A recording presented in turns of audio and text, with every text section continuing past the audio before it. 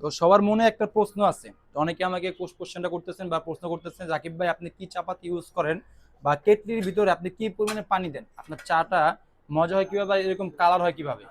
আমি আপনাদের প্রশ্নের উত্তরটা দিয়ে দিচ্ছি। যেসব দোকানদার ভাই আমাকে প্রশ্ন করতেছেন বারবার, আমি অনেকের মেসেজে রিপ্লাই দিতে পারতেছি না, তো তাদেরকে আমি এখন বলে দিচ্ছি। আমি নাম্বার ওয়ান চাপাতি ইউজ করি। এই যে আমি নাম্বার ওয়ান চাপাতি ইউজ করি, যেটার দাম 195 টাকা। ঠিক আছে, 195 টাকা নাম্বার ওয়ান কোম্পানি আমি ইউজ করি। আর আমি কতটুকু পানি ব্যবহার করি, এই যে দেখছেন কেটলিটা আমার, এটা হচ্ছে 1.8 লিটার পানি হয়, এটা 1.8 লিটার পানি হয়। আমি এই পানিটা এই কেটলির ভিতরে দিয়ে দিই।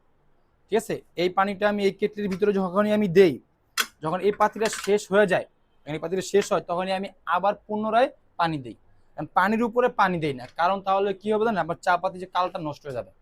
অবশ্যই চা পাতি কালার নষ্ট হবে। আপনার যখন অতিরিক্ত যখন জাল দিবেন, আপনি যখন পানিটা ফুল একদম ভরে অতিরিক্ত জাল দিবেন, তখন চার কালার নষ্ট হয়ে যায়, কালার কালো হয়ে জায়গায় দেখবেন। অনেক সময় কি লিকার আপনার কেমন একটা রং চাই, যেরকম আমরা দিই না, কালো কালো হয়, ভালো লাগে না। আর যখন আপনার এই 1.8 লিটার পানি শেষ হয়ে যাবে গা, তখন আপনি আবার পানি দিবেন, তখন ওই চারা দুধ চারা খুব মজা হইব, রং চারা অনেক মজা হইব। বুঝতে পারছেন আমি কতটুকু পানি ইউজ করি আর কি চা পাতি ইউজ করি আর কি পরিমাণে আমি কেটলিতে পানি দেই। ঠিক আছে, তাহলে ভালো থাকবেন। আর আমার ভিডিওটা আপনারা শেয়ার করছেন, আপনাদের সকলকে অসংখ্য ধন্যবাদ। আমার এই ভিডিওটা শেয়ার করবেন, যেসব চায়ের দোকানদার ভাই আছেন তাদেরকে জানার সুযোগ করে দিন। ভালো থাকবেন, দোয়া রাখবেন। আসসালামু আলাইকুম।